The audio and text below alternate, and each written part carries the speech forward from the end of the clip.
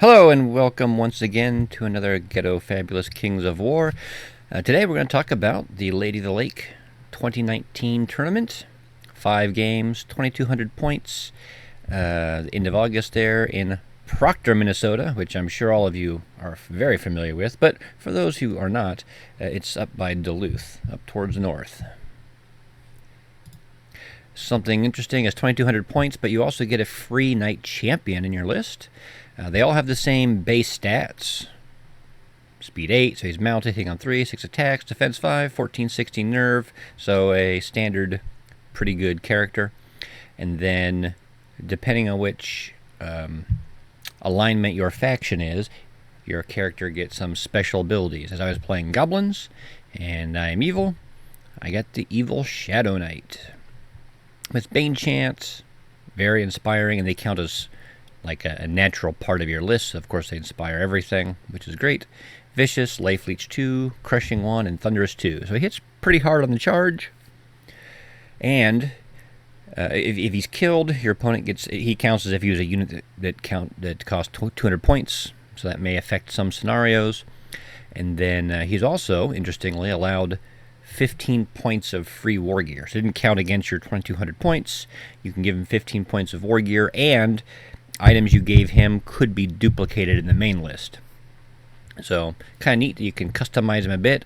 15 points doesn't let you do too much. Oh, and 15 points of war gear, you can duplicate items in your main list, and he can take multiple items. So you could take, and most people did, take multiple 5 or a 10 and a 5 point piece of war gear. So, a little interesting. And I don't normally use, especially as a goblin player, but even if I have a different army, I don't normally take powerful individuals, so it was kind of a neat opportunity for me to try something out a little different. The other thing's a little interesting is, a lot of tournaments use, I don't know what they call it, but like the scoring is, hey, here's a scenario for round 1. If you win the scenario, you get 15 points. If you tie the scenario, both players get 10 points. And if you lose the scenario, you get 5 points. And then you get some additional bonus points, up to 5 or whatever. Or maybe you can lose and gain up to 5, depending on how much you kill, or on what the difference in killing was. This game's a little different in that each player gets a pack with the same 12 scenarios. And at the beginning of each round, after looking at the table, looking at your opponent's army, you and your opponent each in secret select a scenario from your packet, and then before the game starts, you reveal it, and then you're playing both scenarios. So, I just picked a couple here. So, one of them was the challenge of Sir Lancelot, gut their army. So, your opponent shows you what their 3 most expensive units are. You show what your 3 most expensive units are. For every one of those units that you rout, you get a battle point. And the first player to rout the third of their third unit gets the third battle point. So, both of you can get 2 points pretty easily by routing the 2 expensive units. But the first one to get the third unit gets the third battle point, and that's it. The other player can't get 3. And then if both players pick the same scenario, the scores are just doubled for that. Messenger, so Knight Champion has a message. He can't move it to double. If he ends the game in your opponent's table half, you get a point. If he ends the game in your opponent's deployment zone, you get an additional point. And if your messenger is the first to touch the opponent's table edge, the knight's removed, and you get a third point. So again, I'm trying to make it so that there is a difference. I guess last time they had it, they didn't have that. You have to be the first one across. So a lot of players were either deliberately or not deliberately, but subconsciously just allowing messengers to run through, because you don't gain any points by blocking the enemy messenger. It didn't used to be. Now, at least there's an incentive to block the messenger. And up here, there's an incentive not to let your opponent rout your units. And kind of an odd one, a lot of them did center around the Knight Champion. Merlin's Duel. So your Knight Champion gains Lightning Bolt 4. And then if you score at least 1 wound on a non-individual unit, enemy unit, you get 1 battle point. So as long as you zap an enemy unit and cause a point of damage, you get a point. If you zap the enemy's knight champion, you get a point.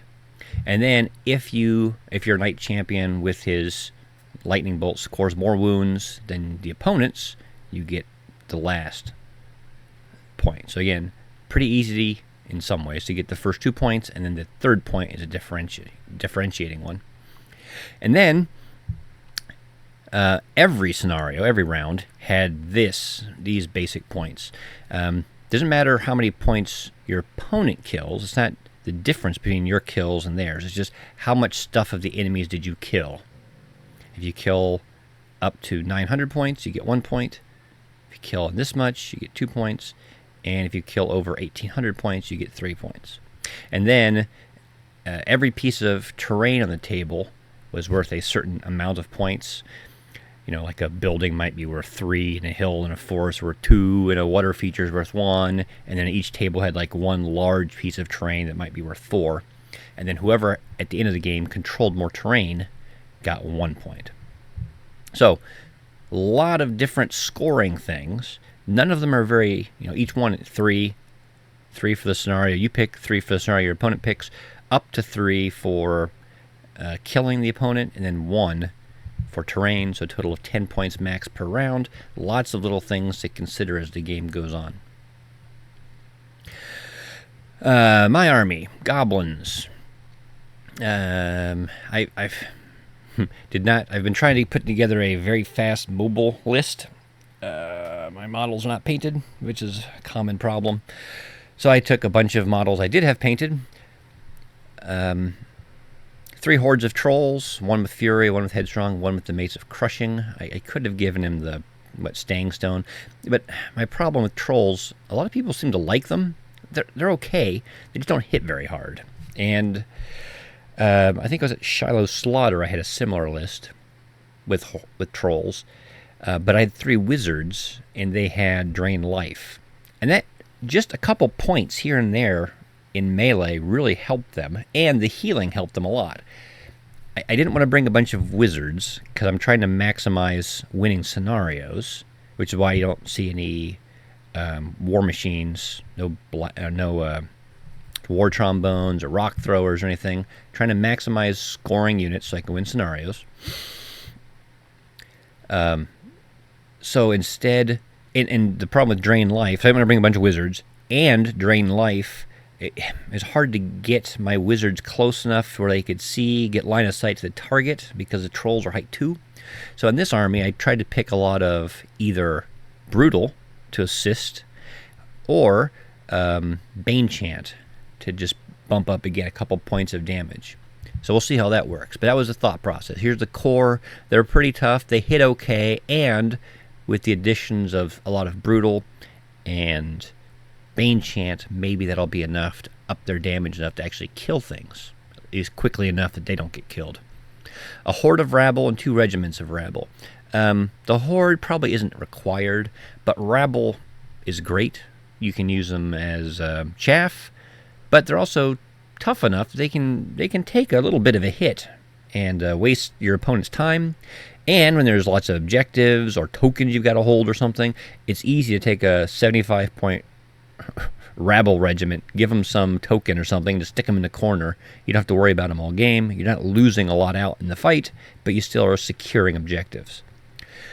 2 regiments of Fleabag Riders, 1 with the Orcus Skullpole. So there again, trying to get some brutal in. 2 giants. I don't normally take giants, but 2,200 points with all painted stuff and all scoring stuff. Again, not my war machines and things. I had giants, so I was like, all right, I guess I'll bring giants and we'll see. My normal thought process has always been I prefer a horde of trolls for about the same price as a giant. The trolls hit a little harder. They're kind of close on durability because the trolls heal, but the giants, and they have a horde of trolls is 3 unit strength. Again, I always focus on scenarios, whereas a giant's only 1 unit strength. But the giant comes with Strider. The giant has better speed. The giant has brutal. So, okay, we'll see. I'm not used to using them. Mincers, great. They're cheap. They hit okay. They're fairly tough for their price. They're just a great unit. The 3 Goblin Blasters is kind of the, I don't want to say the ace in the hole, but the thing that makes this army a little unique. Most Goblin armies have lots of shooting. This army only has 1 wizard. And few Goblin armies have blasters. I'm taking 3.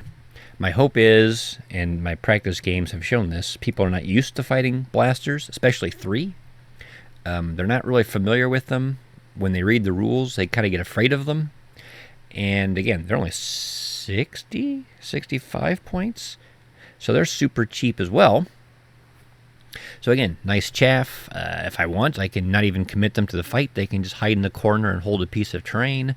They will help with killing things, with piercing 4 blast, and they charge and blow up if I want in the shooting phase. But it contributes to my melee that next phase.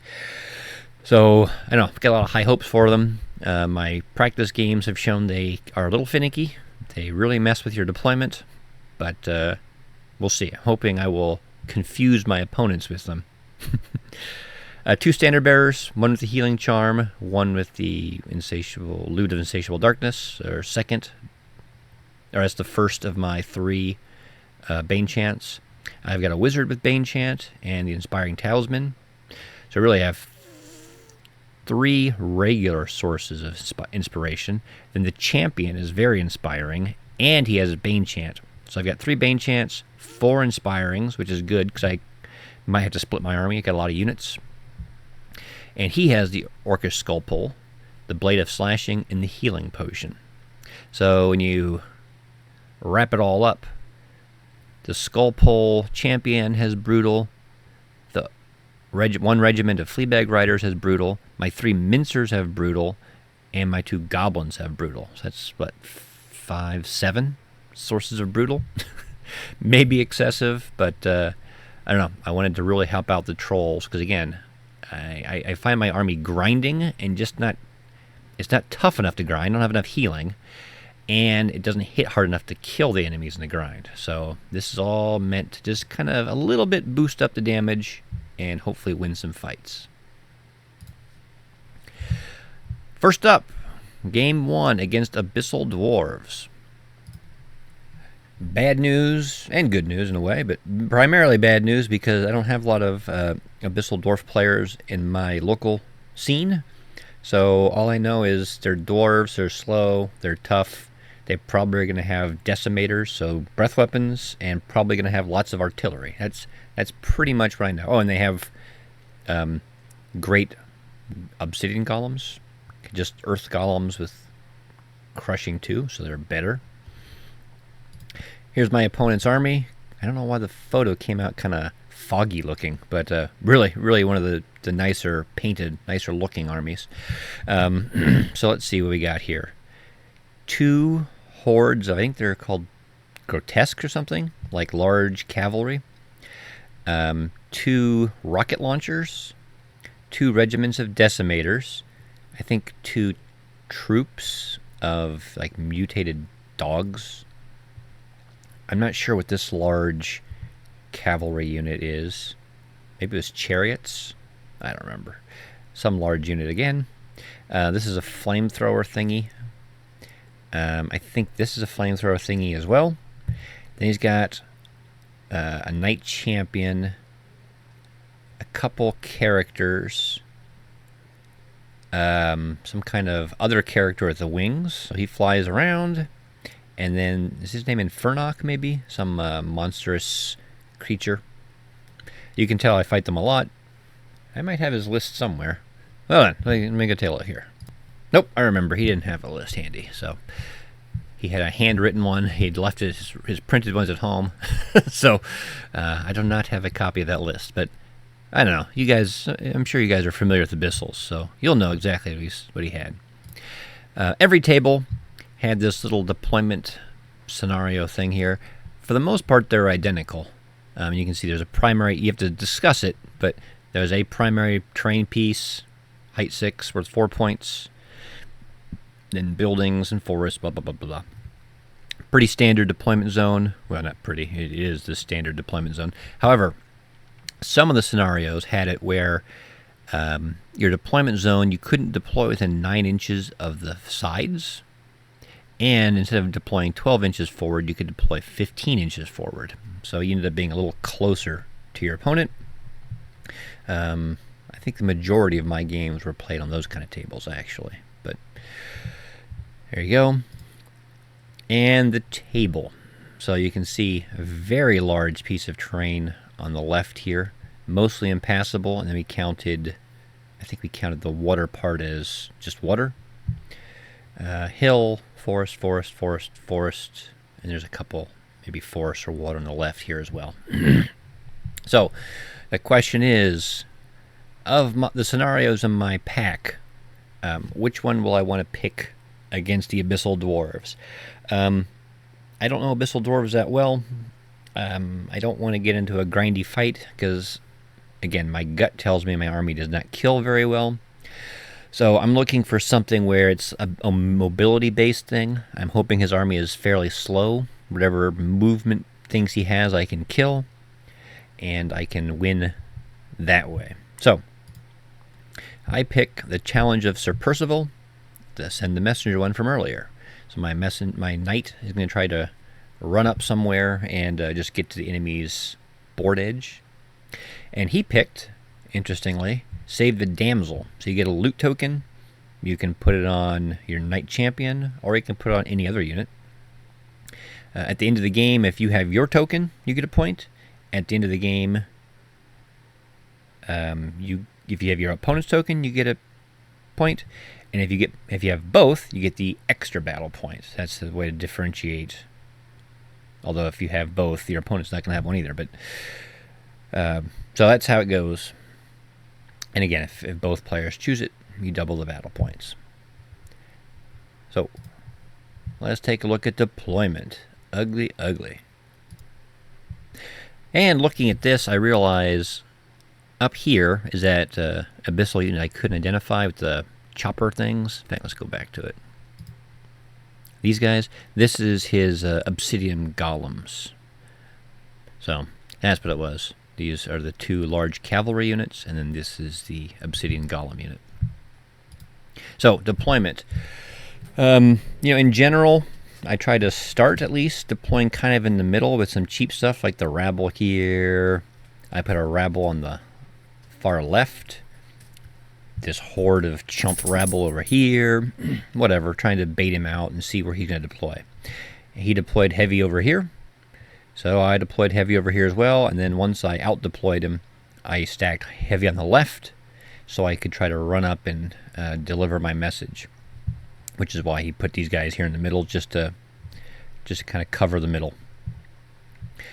2 giants, 2 blasters, 3 mincers, 3 hordes of trolls, rabble horde, bane chant standard bearer, healing standard bearer. I keep thinking I might have a third one over here as well. My wizard. I think my wizard's over here as well. So pretty heavily stacked on the right here. And you can see he's got decimators, dogs. I think they're called Abyssal Grotesques, whatever the cavalry is.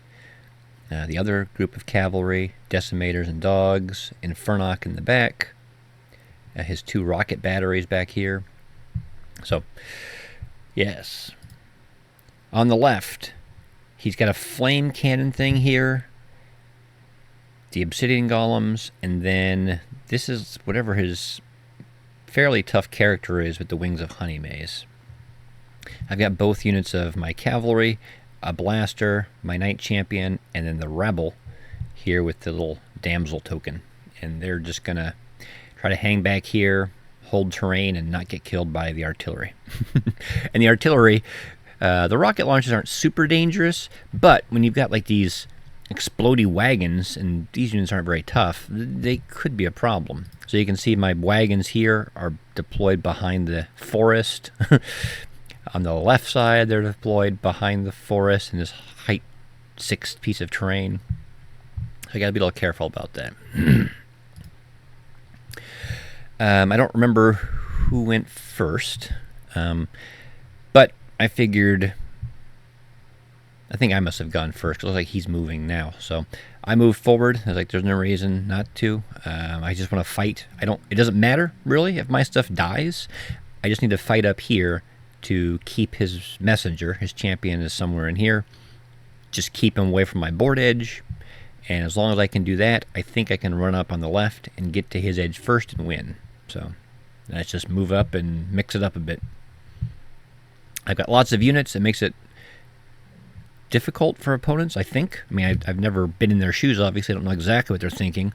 But, you know, you can charge the troll horde, and you might kill it. But then, even if you do, you've got units all over the place that are going to flank you and swarm you.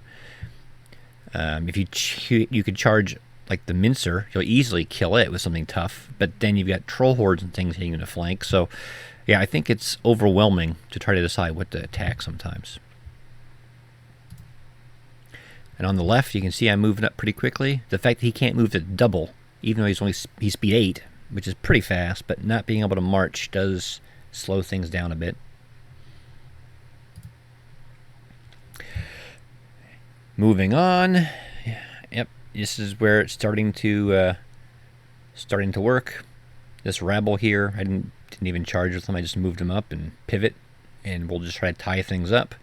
His group of grotesques charging my trolls.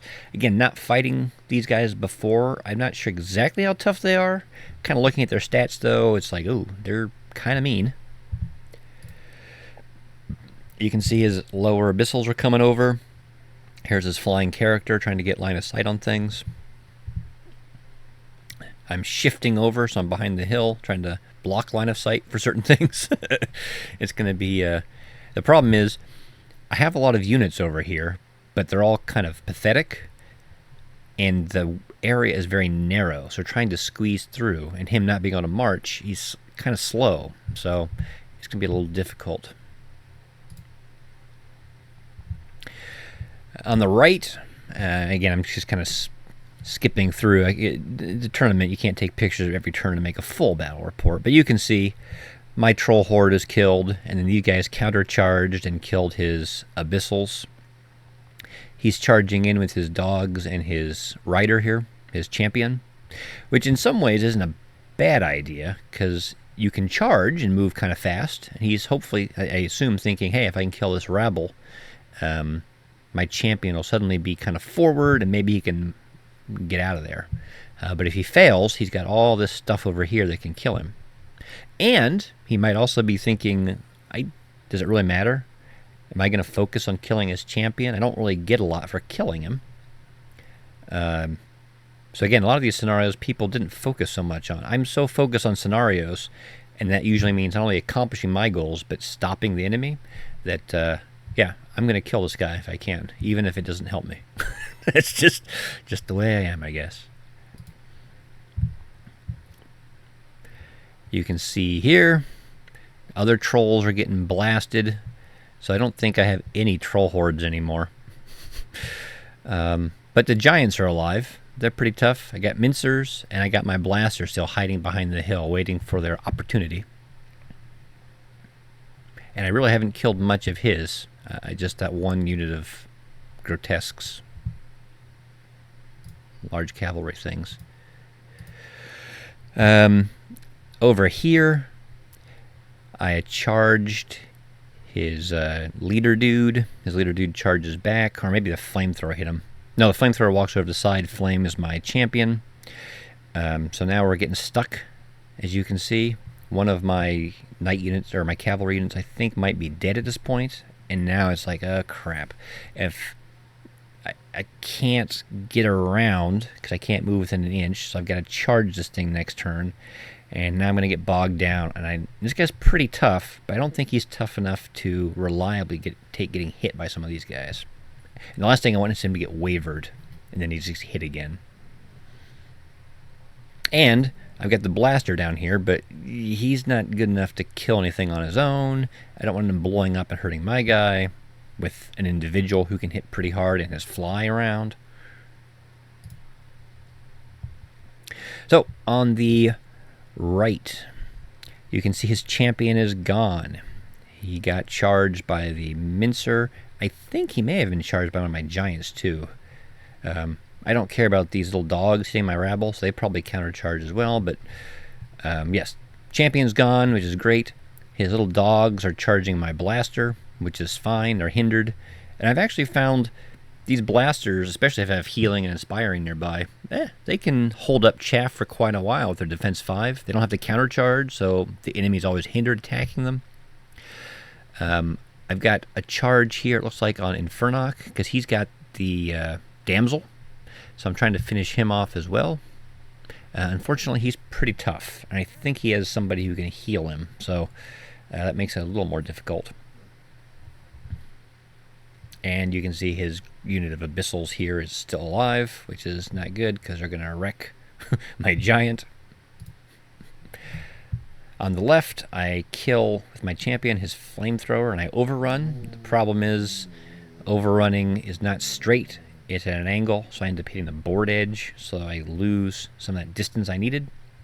And his obsidian golems charge into my cavalry along with his champion. His champion can't see my knight because of this unit of cavalry, which is great in a way, but I'm more than 8 inches away from the board edge, so I'm not going to be able to get there on my turn.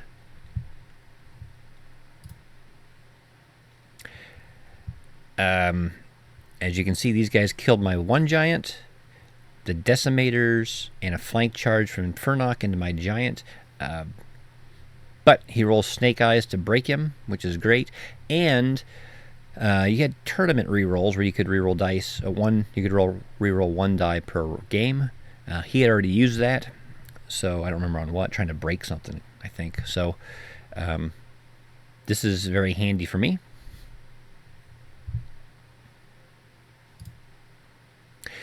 And my one, you can see this 9 here. His flamethrower and decimators shot and blew up my first goblin blaster in the woods here. But my second one, who took 9 damage from that blast, at this point now is able to charge in.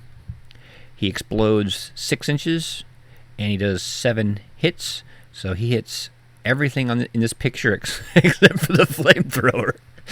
And because Infernoc had charged my giant, and he's already kind of wounded from earlier round, my giant can countercharge. This blaster goes in. Infernoc has the token. I'm hoping I can take the token from him and kill him, because that would be great. Unfortunately, despite 7 damage and hitting everything, these guys are wounded. These guys are kind of wounded. Everything's wounded. The blast does not kill any of them. And in fact, Infernoc gets hit really hard. I don't roll Snake Eyes, but I roll very low to break him, and he survives. So while this is the exact perfect setup, and it could have gone well, it just didn't for me, unfortunately. Yep, you can see everything's still alive, unfortunately. Although, my rabble, with the assist from the blaster, did kill that unit of decimators over here. So my rabble horde's actually doing all right. On the left, I kind of punk out. I'm concerned that if I move forward, his obsidian golems and his character will be able to charge my knight champion, and I didn't think he'd be able to survive that. I didn't think I couldn't make it to the edge in 1 round, and if I just stayed in his deployment zone, I still would have been hit. So I just stay on his table edge. I hide behind this terrain here. He flies over, trying to get line of sight on me for the last round, and I was concerned he was going to try to kill these guys and make him drop the token, so I charged him and took away his fly. So again, kind of playing to conserve points at this point. Which brings us to the end. And my sudden realization that this tournament is different than regular tournaments, and I'm going to potentially have some problems. So, for my scenario, I have the messenger. He has the message. It's in the opponent's half, but he's not in the deployment zone or off the table. So I get 1 point. his messenger gets nothing because his messenger's dead. On his scenario, I have my token. He has his token, so we each get 1 point there. I didn't kill very much of his stuff. If you go back and look, especially with that disappointing blaster explosion, what is it? 800 points? Whatever it was. Yeah, I did not meet. I killed 1 unit of grotesques, some decimators, some dogs. That's it. I didn't kill enough, so I got 1 point. He killed quite a bit of mine, so he got that pretty easy to reach, huge middle ground of 2 points. And I'm not sure. I have to go back and look, but ultimately I think he ended up with more terrain than I did. So he got the point for that. Out of 10 points, I got 3. He got 4. And suddenly it's like, oh, in a regular scenario, I would have gotten 15 for here. There's been a tie, so 10. Okay, he killed more, so he would have gotten a couple bonus points there, but I would have ended up with more points. In this tournament, just eking out a marginal win in the scenario is not enough. You have to win big. And this army is not designed to win big. Game 2 against elves. Now, if it's, the elves can be okay if they're kind of the combined arms thing. If it's a super shooty army from hell, I'm not going to be happy. So, what kind of army do you think it's going to be? Yup, it's going to be a shooty army. This is obviously after deployment, but it kind of lets you see the table. Got a hill, got another hill, got a bunch of little buildings. There's some buildings over on the left here too. Some difficult terrain, some obstacles, forest, and then a big open middle ground. What does my opponent's army have? He has a horde of archers here on the hill, a horde of chariots behind them. I believe this is Knight Champion up in the front here. And this is one of the ones where you can see I couldn't deploy within 9 inches of the edge, and I could deploy 15 inches forward. Not that I necessarily wanted to. Another horde of archers with the Heart-Seeking Chant, a horde of tall spears, another horde of chariots, a troop of Stormwind cavalry, and then behind all this mess, he had 2 mages, one with Bane Chant and Shroud of the Saint, and the other one with Bane Chant and the Martyr's Prayer, and Inspiring Talisman. And then somewhere in here, back in the back here as well, there's a horde of Draken Riders with the Potion of Strength, and a Dragon Kindred Lord with the Whip of Celerity.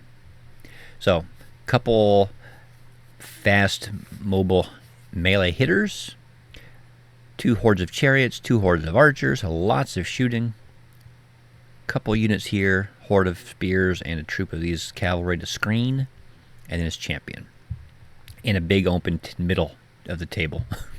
So the question is, out of my packet of scenarios, what I want to do. My first thought, I was thinking, well, there's some scenarios like invade. Okay, I've got a lot of units. I could try to move some into his half, and it would force him to move his forward. But do I really want to try to advance? He might just shoot the crap out of me. And there's so much terrain, especially left here and stuff. It gives me covered advance, but it's also going to slow my advance and make it hard for me to get into his half of the table. And with his mobility, maybe he can fly into my half at the very end or something and win. So I wasn't sure about that. There's control. We got the 6 table chunks, not quarters, but 6. Same thing. I've got a lot of scoring units. He doesn't, but I don't know. My units are kind of fragile. He's got so much shooting. He could just, again, shoot the crap out of me. So instead, I chose, and again, this is maybe a problem in my rationale. It's like, okay, I can pretty much guarantee I can give the token to some chump unit and have it hide in the corner. Boom, I can get 1 point.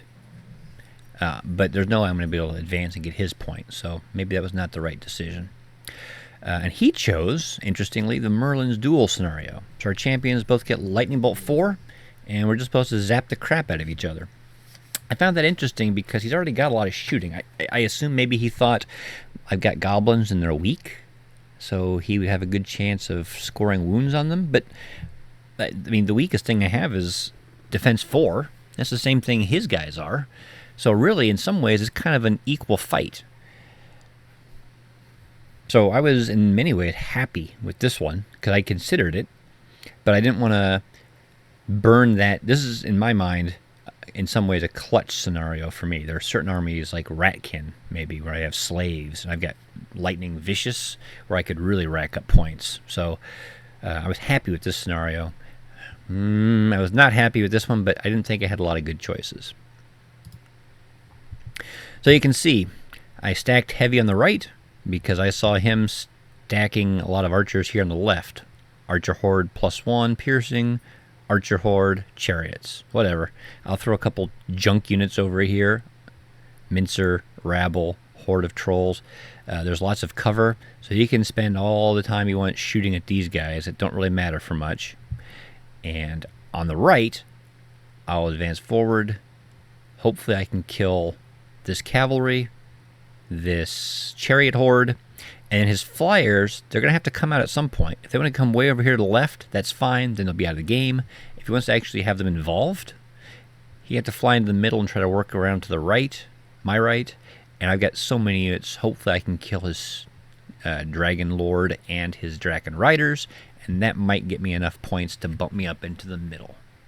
And there's a lot of terrain over here on the right. Hill, difficult terrain, building, obstacle. So if I can get a lot of these units forward, I'll have enough unit strength to capture all these objectives, and he can kill these guys and claim a few things on the left, but I could probably win the objective scenario. That's the thought process. You can see I started advancing early on. I've got my Knight Champion here in cover, and I'm shooting at his spear guys here because they're only defense 4. So I'm trying to protect him from all the shooting and make it hard for his Knight Champion to hit him, because one of the things is to score a wound with your Knight Champion against the opponent's Knight Champion. I don't want him to get that point.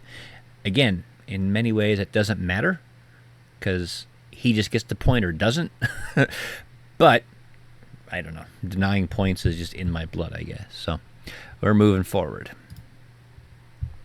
On the left here, whatever. My Rabble's just moving forward to get shot. If this Mincer's gone, that's gone in one turn. This Rabble gets shot up.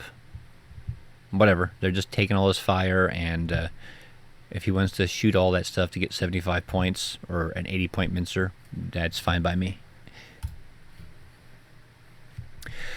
As the game progresses, his Dragon Kindred Lord or whatever, Dragon Lord, jumps into the middle and then ends up flank charging my giant over here on the right. His cavalry had charged out, killed something. My giants came out and killed the cavalry. Dragons come in to flank charge. His Draken Riders are in the middle of the board right now. I don't remember what they killed, but they killed something.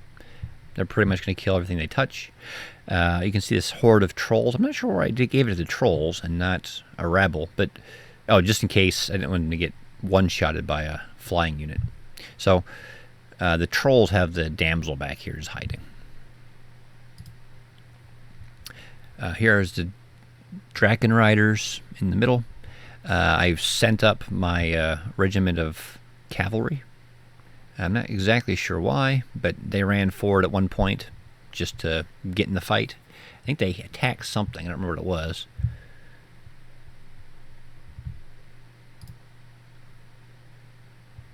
And here he's moving his champion. He wanted to get line of sight or range or whatever on my champion, but you can see there's a height 4 giant and a height 2 horde of trolls. He can't get line of sight, so it's blocking him up a little bit. And it was interesting going back. You can see his archers are moving a little bit, but not too much. And really, what he spent most of the game doing, he just had his mages back here casting Bane Chant, trying to get the double hit to make his archers super deadly. And Yeah, just shooting, shooting, shooting, shooting. Which is fine, because again, I'm feeding him trash, and I'm trying to win on the right.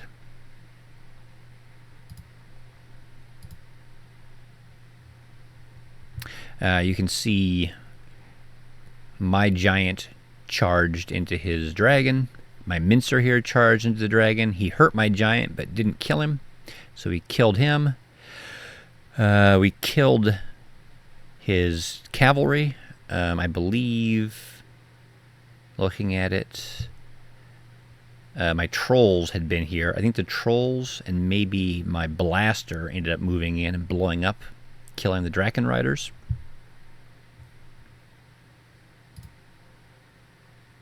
Yep, you can see the Dragon Lord is dead. The cavalry's dead. These guys are both hurt, but that's fine. Again, we got a crap load of people. The only problem is this horde of rabble here is kind of stuck. It's pretty narrow trying to get through between these buildings. And the good thing is, I mean, there's 4 pieces of terrain here, so they can kind of hold those, and those are worth objective points. But it's hard for me to get back to this chariot horde, and I got to kill some stuff to get some battle points. Thankfully, he shoots and kills my one giant. He charges forward with his cavalry and kills my other giant. And that's basically what I needed. Now that they're out, I have a much better chance of killing them now. He shoots the crap out of my cavalry regiment here, but he rolls snake eyes. And as you can see from this lineup here, his cavalry horde is here. I have a nice clear flank shot right into them. That's great. This is my blaster. It's wavered with 1 wound. That's fine. Whatever. He'll shoot it next turn, or it'll run forward and cause problems. And yes, my champion, I finally move him out into the open, and he zaps some stuff. It means his knight champion can zap me. He's finally got a couple wounds on him, but I kind of realized at that point I was ahead on points for zapping, and it didn't really matter if he zapped me and got a point, so that was fine with me. His chariots are gone. My cavalry's gone. He finally charged his tall spears in to my trolls. So really, once again, I have very little left on the board. My rabble is gone. It got shot up. So it's a very bloody fight. But I think I did better. I scored more in this particular scenario. Again, my scenario, damsel, we each get 1 point because we each are holding it. One of those chariots or archer hordes had the damsel. There's no way I was going to get it. But I did win the Merlin duel. I scored more wounds than he did. So I got all 3 points there. And I killed enough of his stuff between the Draken Riders, the chariots, the Stormwind Cavalry, and the Dragon Lord to get into that middle ground and get 2 points there. He wrecked my army, so he got quite a few points there. And I think it was this round where we had a tie on terrain. I know my second or third game, one of those two had a tie on terrain. I think it was this one. So no points for either of us on that one. So it ended up being a tie.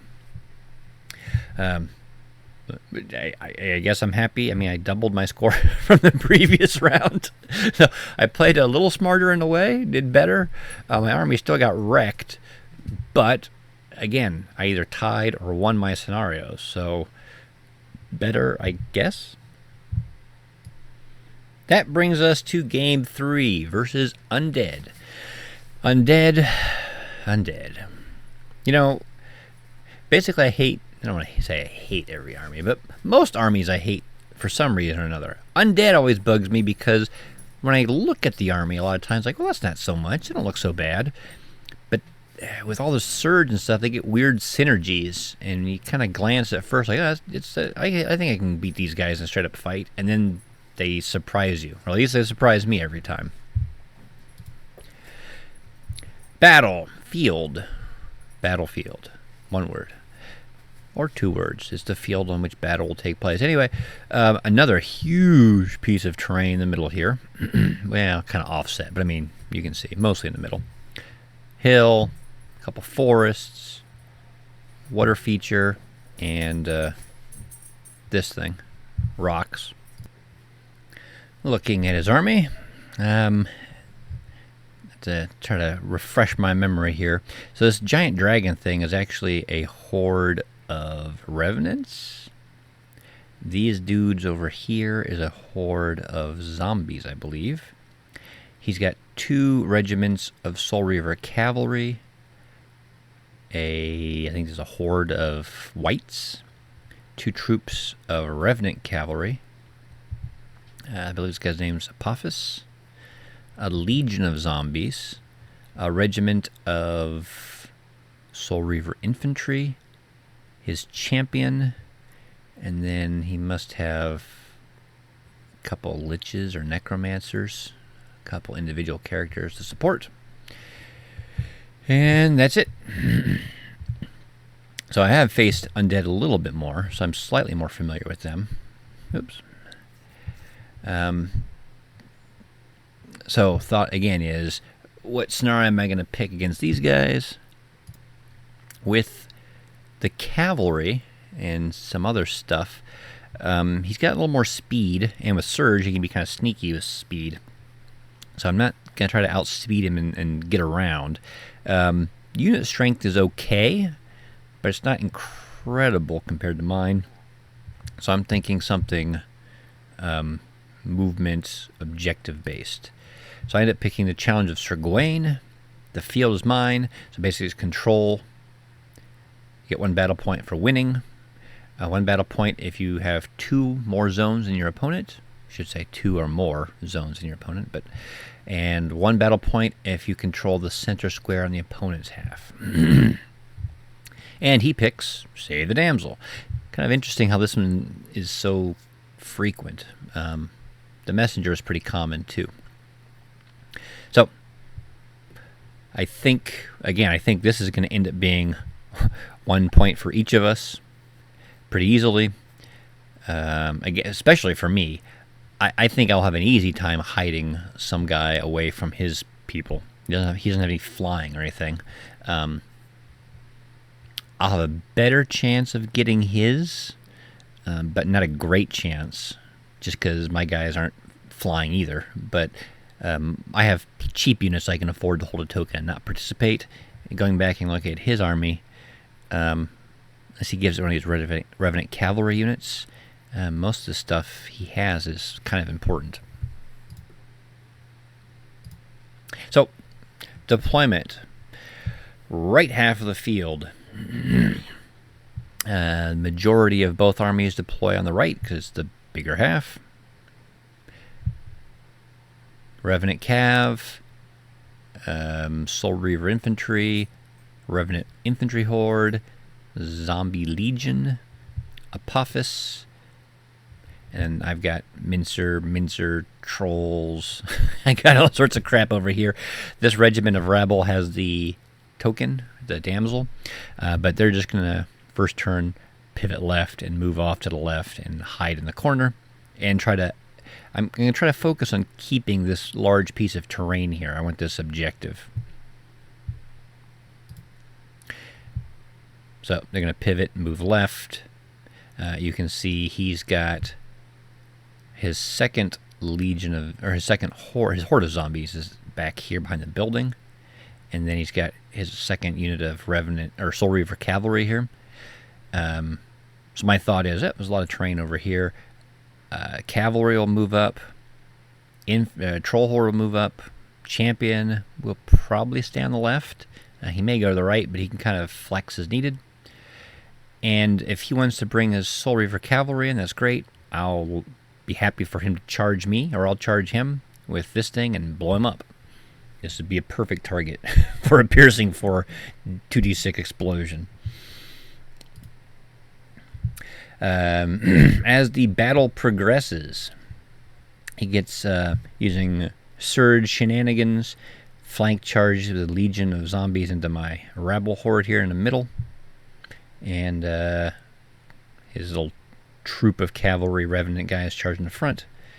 I charged into his revenant horde. He charges back and does a few wounds to my giant. Wavers my mincer. So yeah, whatever. We're just kind of grinding away in the middle, slowly engaging. he has a couple of his casters I think have lightning bolt. So the blasters are so fragile. I end up hiding them behind. This is a forest here. They're just kind of hiding, and I find I had anticipated them being in the front more because I didn't anticipate seeing a lot of shooty armies. You know, some units, some armies would have some shooting, but not a lot. Instead, the blasters are kind of acting like a second line, and when something big gets blown up in the front, they just rush in to the gap and explode and penalize whatever was there. So, not as I envisioned them working, but it's working.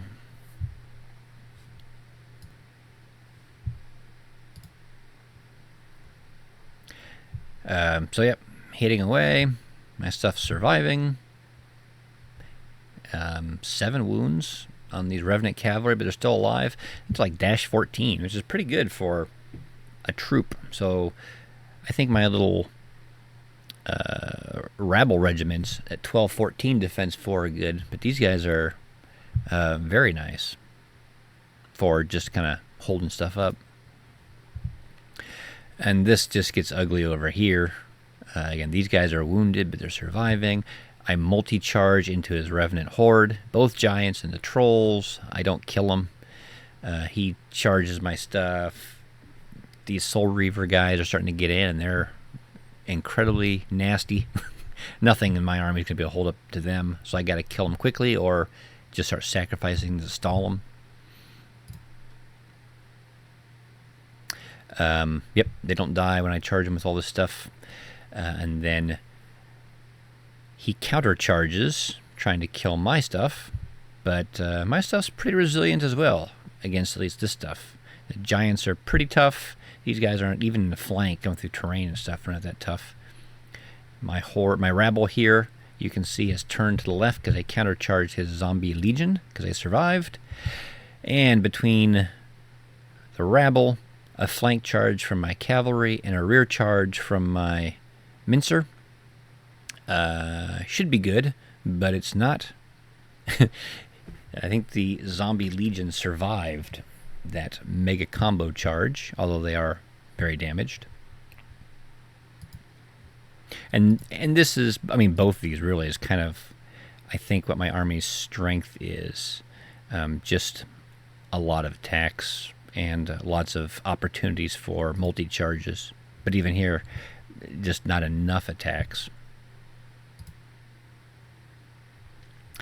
Yep, both my mincers. Actually, one mincer is dead, the one that these guys attacked. The second mincer survived, I think because these guys had been hit, so even though they were flank charging it, they had lost their Thunderous. So we have to multi-charge again into these Revenants, and this mincer actually had an opportunity for a flank charge, so we finished them off, and then it can overrun and block his whites in the back, which is great. He's already wounded, he's going to die, and then we can hit the whites. My rabble here flank charges, hoping to kill these wounded Revenant Cav, and if not, at least taking away their Thunderous. You can see the zombies are dead, my rabble is dead, and now his cavalry is coming up, the Soul Reaver cavalry, and I'm bringing up my wagons to try to threaten them and scare them off. So there we go. We'll see what he wants to do, but I have, again, plenty of options. I don't know Apophis very well, but he looks big and scary, so maybe he'll charge in. That's why I had to turn these guys a bit. They should be equal with this tail and stuff. They can't be, but they all fought these Revenants, so they're together. Actually, maybe he countercharged the cavalry that was here. That's why the Revenant cavalry's gone. Or maybe it was these guys. I don't remember. Either way, that's how they are. On the left, so his zombie horde is moving over, and you can see his Soul Reaver cavalry has moved out. That's the one we saw over here is moving in. Is a different unit of Soul Reaver cavalry. They have Pathfinder. This other unit's moving. They have some other item. I don't remember which one it was. But I'm thinking, okay, just some rocks, water feature. I can maybe claim those. I've got a horde and a regiment. maybe I can claim this centerpiece. That'd be nice. Again, for the terrain part, this is worth a lot of points to win that objective. The right flank is not... It's going okay. It's not going great. This Soul Reaver infantry is, again, just killing whatever it touches. These whites charged in and killed the mincer. So what I did was I turned both of my troll hordes to face these guys after we killed the revenants. I'm hoping a double charge might be enough to finish these guys off. He's only got 6 wounds on my giant here, so hopefully he can attack, do some wounds. They're already wounded a little bit. Survive a counterattack, because Apophis here is charged in. I think he killed my other giant, but he doesn't have line of sight because of the forest, so he can't get to my giant. So maybe, I mean, we're going to be on the skin of our teeth here, but if these 2 guys charge, kill these guys, he survives 1 hit. These guys will have reformed and maybe can help out. And I've got the blaster here, if needed, to reinforce wherever. On the left, he has moved his Soul Reaver Cavalry back. I don't know if he's hoping to come in and kill stuff, or if he wants to claim objectives. I charge in with my cavalry, not thinking I'm going to kill these zombies, but just to kind of, really, to tie them up. I charged in, did a few wounds. They charge me back, do a wound. But with the terrain and how close these guys are, they can't combo charge into me. So that's great. I will keep these. These guys haven't fought at all this game, and I'm happy with that. Whoa. What happened there? So they both charge in. They do not kill the Soul Reaver infantry. Over here, he's not going to kill the whites, but my giant does a few wounds, and you can see I heal him. My little healing charm guy back here. You know, the healing charm is kind of handy for these tougher units. I wish I had more healing, but I'm still pleased with that item in general, despite the cost. I believe his other Soul Reaver cavalry unit came in here. It looks like they... I don't know if they rolled snake eyes, but if you look on this die, it looks like quite a few wounds on... Oh, yeah, they did. They charged in here and hit my cavalry. Did not kill them, which was very fortuitous for me. I charged in my other explodey wagon. Countercharged with my mincer. We killed his Soul Reaver cavalry, and then his wizard up here lightning bolted my mincer and blew it up and killed him. You can see the fight's moving on. The center is not... Well, we'll see how well these 2 troll hordes do when he counterattacks. The center is not looking great, because he's probably just going to be lightning bolt those guys next. And this guy is a monster, so he does count. And in fact, if I'm thinking if he kills these guys, this guy may not survive. He may be able to capture my center point. So he can't see it. I don't know if... Yeah. So these guys actually, on my turn, are going to... This rebel regiment's going to pivot and move to the right. And they'll be in the center zone. And still holding this objective as well. So they'll be able to counter Apophis, hold my center point. These trolls will hold this corner. So I have 2 points.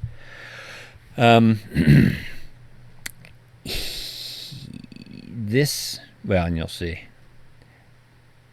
But this wagon, I don't think I actually have in their picture. No. So, I don't know exactly what I was thinking. The game's coming to an end. You can see it's turn 6 at this point. He's moving his Reaver cavalry back. I think he's going to try to hold his center point to make sure I don't overrun into it. I'm not sure what I was thinking. Maybe I wanted to get this guy. My blaster is worth 1 point. He's a monster. So I ran him forward to get into his half. And it's like, okay, a regiment and a monster is 3 points. His zombie horde is 3 points. So he doesn't get this quarter, or this sixth of the table, because these guys have moved to the center. That's great. Then I'm going to outscore him on the main scenario. But this guy was instrumental. He was supposed to be the extra point to give me this center piece of terrain. regiment, horde, regiment, horde. So there's so many scenarios. I was thinking ahead, whatever, and I moved him out. So I don't get this. Neither one of us claims a center point of terrain, which ends up biting me in the butt a little bit. This is the last picture I have. As I recall, Soul Reaver Infantry, there's both of these units of trolls. I think he may have gone first. So these guys have Headstrong. These guys just have the Mace of Crushing. They're both slightly wounded. I believe he charged this top unit because he wanted to make sure that these guys did not get hit very much. I mean, they got hit with 2 troll hordes, so they got some damage. They're going to life leech some back. He didn't want to waver a unit and have it maybe double charged again. He wanted to charge, hopefully kill something, and then be able to pivot so he doesn't get flank charged. So that was his hope. I believe it worked. I believe he charged, killed these guys, faced my other troll horde so he would not get flank charged. His whites did several wounds to my giant, but did not kill him. I don't believe. And then on my turn, if I recall correctly, this wagon just drove up between his whites and his Soul Reaver infantry, exploded, did a bunch of wounds to both, and then between my giant charging and my trolls charging, which of course they both took a lot of wounds from the explosion, but it didn't matter because it was the end of the game, killed both of those units. Which is great in some ways, because it let me capture this piece of terrain, and this quarter, although I think I would have already had this quarter because I outscored him, but ultimately I couldn't get into his half. So, points. Control. I got 1 point for winning the scenario, and I got 1 point for having 2 or more sections of the board than he had. Because I think he had his center point, and that was it.